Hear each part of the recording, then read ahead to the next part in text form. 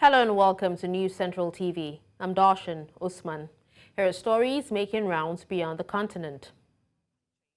We begin in Europe, where former British Security Minister Tom Tugendhat has launched his bid to lead the opposition Conservative Party. He's aiming to replace Rishi Sunak, who lost badly to the Labour Party in the July election. Tugendhat says he wants to be Prime Minister, not just leader of the opposition. He promises to change the party and make it a serious force again, focusing on governing and putting the government back at the service of the people. The new Tory leader will be announced on November 2. Look, I'm here actually to apply for a job. But I've got to be honest with you, it's not the job I want. I don't want to be leader of the opposition. I want to be Prime Minister. I will make the Conservative Party a serious force again. I will make us respected for our experience and our realism, admired for our integrity, acknowledged for our achievements, and given credit for seeing the errors that we may make and correcting them. Now, by doing that, I believe that I will lead our party back to power. My mission is the...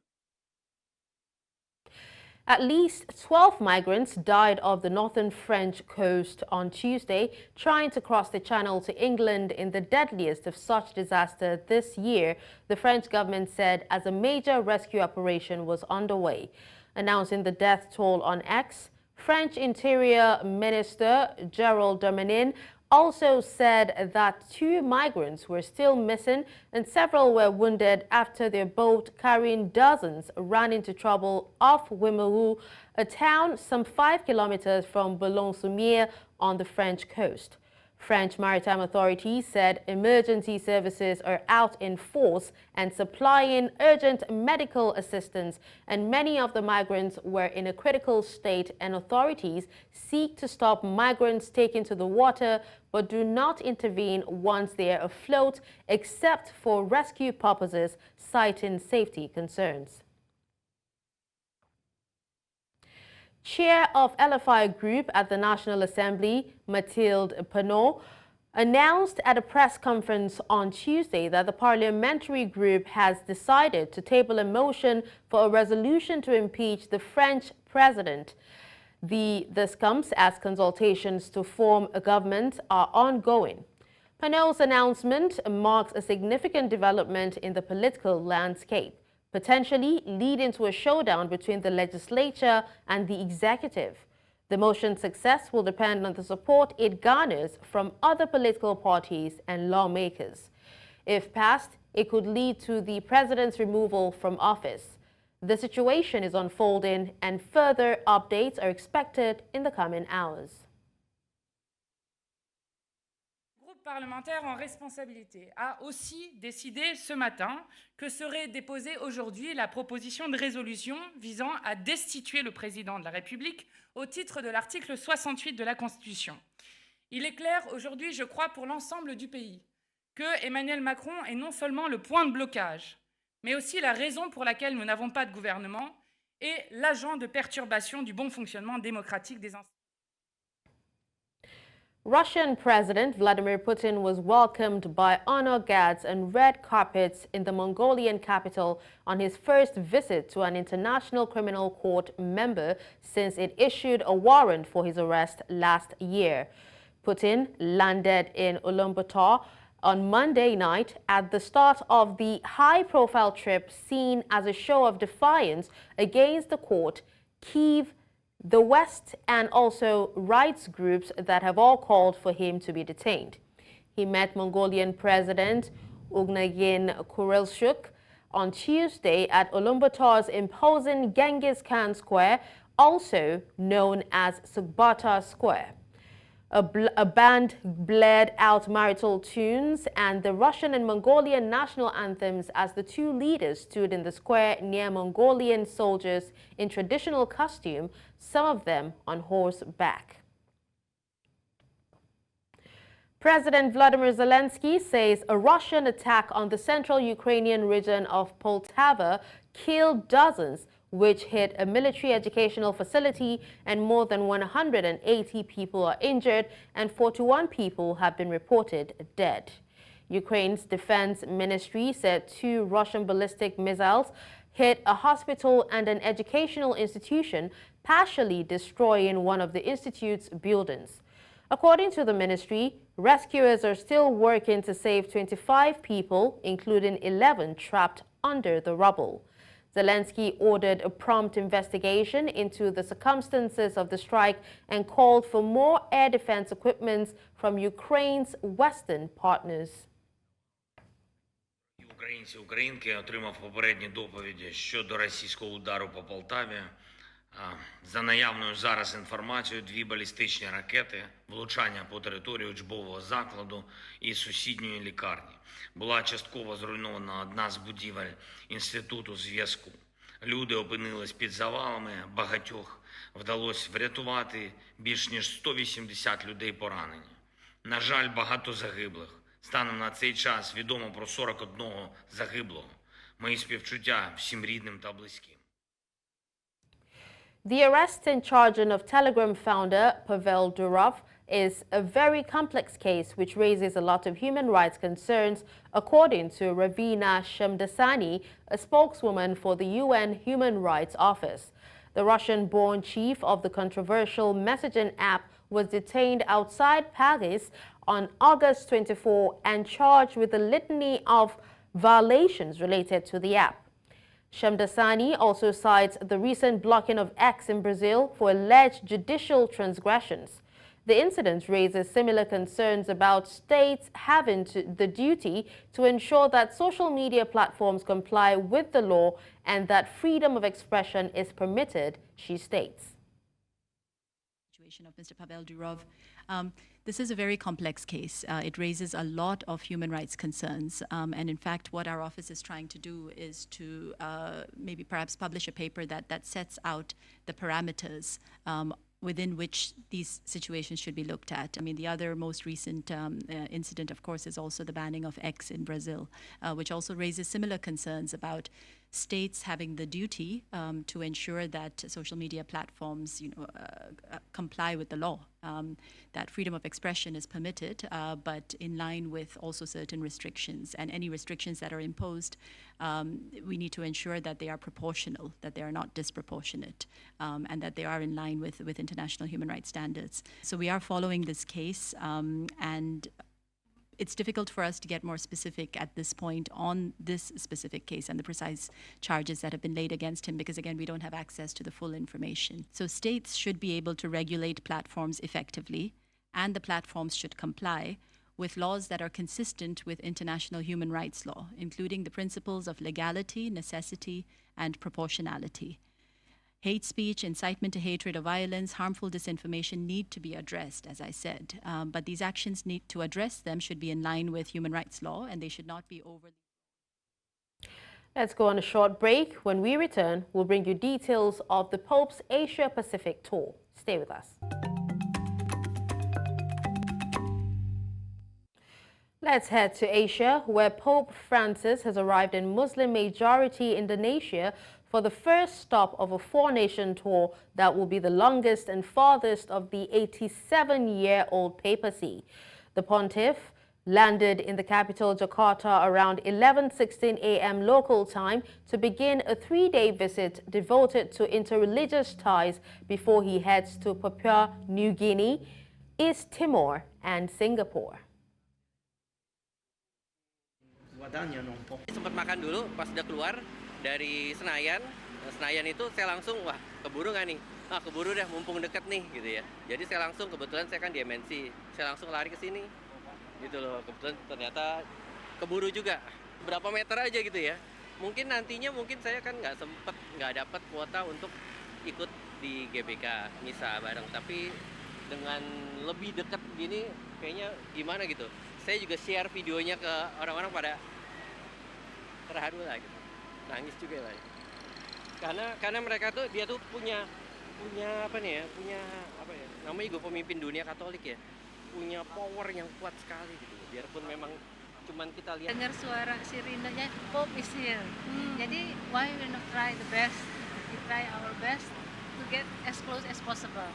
Nah tadi pilihannya kita sudah coba googling, dibilang mau lewat Budi Kemuliaan kan keluar Selipi. Tapi on the way ke sini kan saya harus lewat Sudirman Tamrin. Kita lihat pengamanannya kok kayaknya, dan ternyata benar beliau malah lewat. Coming here just for Catholic people, we just coming for everybody who love peace and bring a message to the whole world. President Xi Jinping has met with Kenyan President William Ruto, who is in China for the Beijing summit of the Forum on China-Africa Cooperation at the Great Hall of the People in Beijing. Xi Jinping pointed out that China and Kenya have a time-honored friendship that developed into struggles for national liberation and deepened on their journey towards national rejuvenation. China and Kenya have always joined hands and been at the forefront of Belt and Road cooperation and completed a number of flagship projects in connectivity, significantly contributing to regional economic and social development and benefiting the two peoples. Meanwhile, China's Foreign Minister Wang Yi hosts a ministerial conference ahead of the Forum on China-Africa Cooperation in Beijing, saying that his country was working towards the progress of the global south. China, the world's second-largest economy, is Africa's largest trading partner, with bilateral trading hitting $167.8 billion in the first half of this year, according to Chinese state media. Beijing has said this week's China-Africa Forum will be its largest diplomatic event since the COVID-19 pandemic, with more than a dozen leaders and delegations expected. Among the leaders in the capital is South African President Cyril Ramaphosa, who arrived early on Monday for a 4-day trip, during which he will also visit the southern tech powerhouse city of Shenzhen. 峰会上，习近平主席将代表中国政府进一步总结论坛发展的历程，宣布中方未来加强中非合作的倡议和举措，同非方领导人一道，擘画中非合作的发展的新蓝图，引领全球南方的前进方向。当前百年变局加速演进，世界进入新的动荡变革期，以中国和非洲为代表的全球南方群体性崛起，深刻影响着世界历史的进程。我们将携手推进现代化，共筑高水平中非命运共同体，确定为本次峰会的主题。这顺应了历史进步的必然要求，体现了中非人民的共同愿望。 Sujet de la nécessaire réforme de la gouvernance mondiale, nous saluons le soutien précoce et déterminant de la Chine à l'adhésion de l'Union africaine au G20. Dans cette dynamique, la réforme du Conseil de sécurité des Nations Unies demeure une priorité afin de réparer l'injustice historique. In the Middle East, the U.S. military is patrolling oil fields in Syria's northeastern border with Turkey, specifically in the Hasakeh province's Catania countryside. This move is part of U.S. presence in Syria, which includes around 900 troops working to combat jihadist groups. Additionally, U.S. forces are protecting key energy infrastructure, including the Kanoko gas field and Al Omar oil fields in eastern Syria.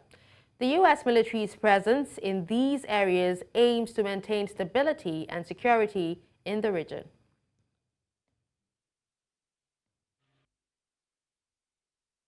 Let's now bring you updates from the war in Gaza.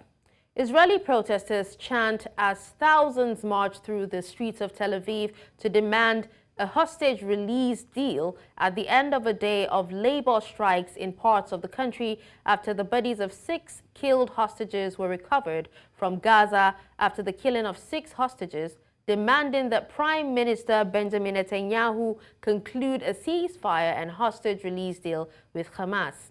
Street protests resumed across the country, coinciding with a general strike called by Israel's largest trade union, Tugendhat, or the General Organization of Workers in Israel, which has hundreds of thousands of members, which has caused disruptions to services in some areas of the country.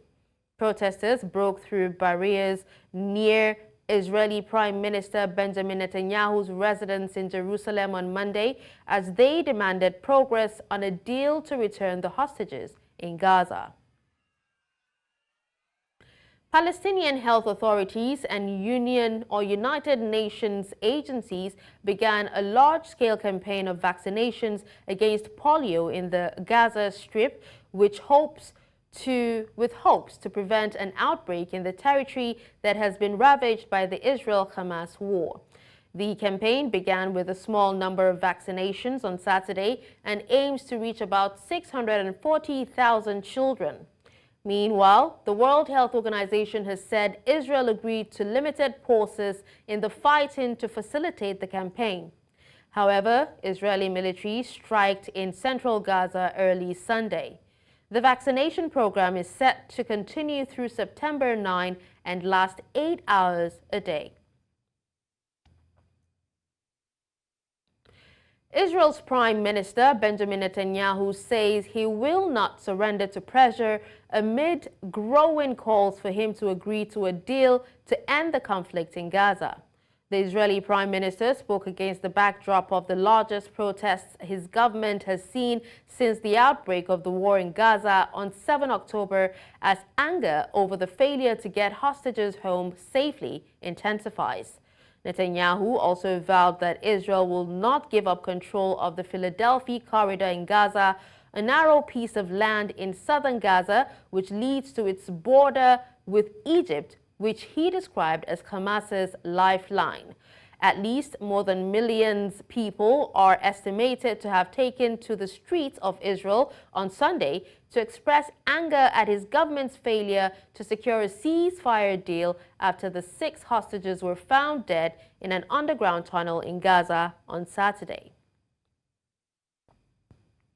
To further discuss this, I'm joined by Ejike Okpa, his global affairs analyst.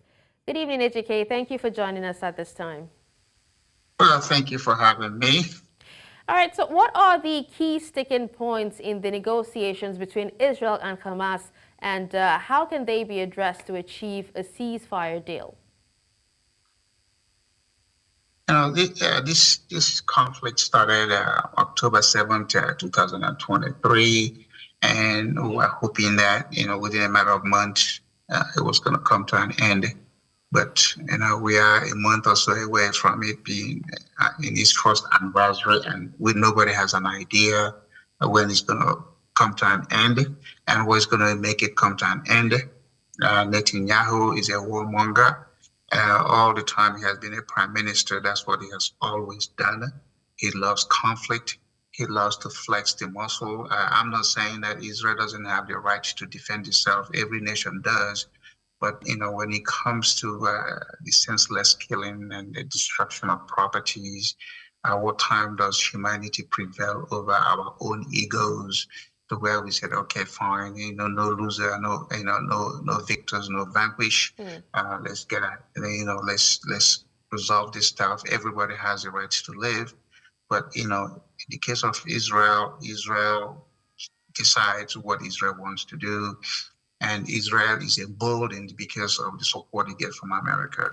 And now that we're in a presidential election where, the president is not running and the president is, totally ineffective, just, watching the clock for his time to come up so that he can, get out of the presidency.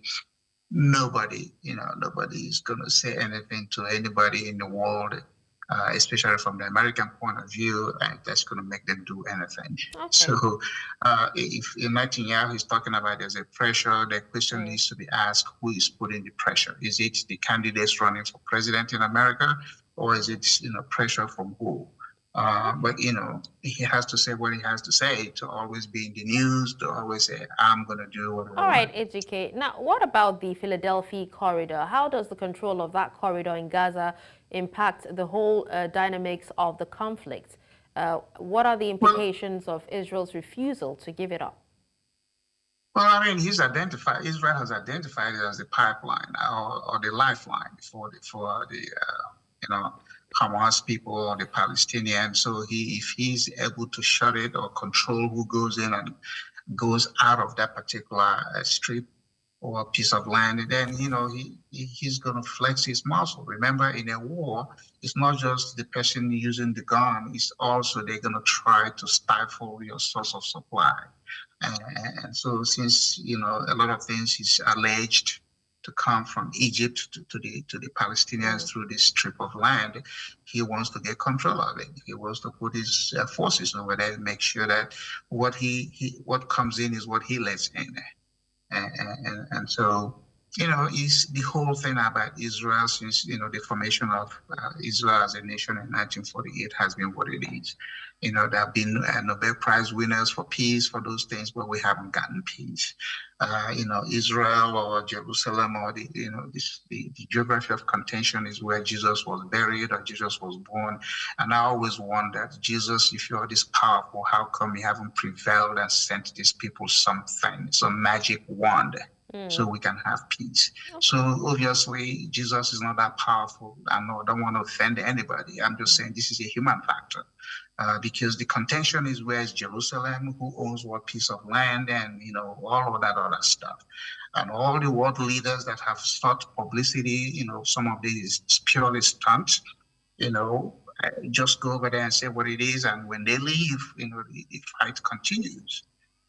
And so of all the countries in the world, nearly 200 countries in the world, Israel is one that has become what Israel has become because America supports it. If America's support for Israel is to wane, maybe Israel will think twice. But as long as that support for Israel is by America, it's not going to change. Okay. Well, thank you so much, AGK, for speaking to us at this time.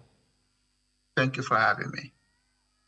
And that's all on Beyond the Continent. Send your eyewitness report to the WhatsApp number on the screen. Do follow us on social media as well. We are at News Central TV. You can watch News Central live on DSTV channel 422, Star Times channel 274, Avo TV, and YouTube. Many thanks for watching. I'm Darshan Usman.